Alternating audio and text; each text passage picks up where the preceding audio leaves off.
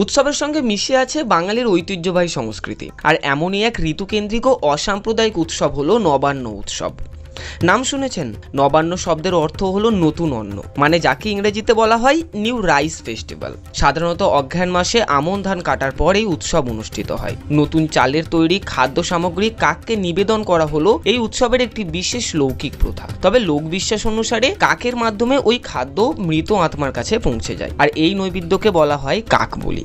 এই নবান্ন উৎসব উপলক্ষে শিশুরা ধান ক্ষেত থেকে ধান কেটে বাড়ি এলে তাদের বরণ করে নেওয়া হয়। গবেষকদের মতে কৃষি প্রথা চালু হবার পর থেকেই এই নবান্ন উৎসব পালন হয়ে থাকে। তবে 1947-এর দেশভাগের পর এই উৎসব ধীরে ধীরে কদর হারাতে থাকে।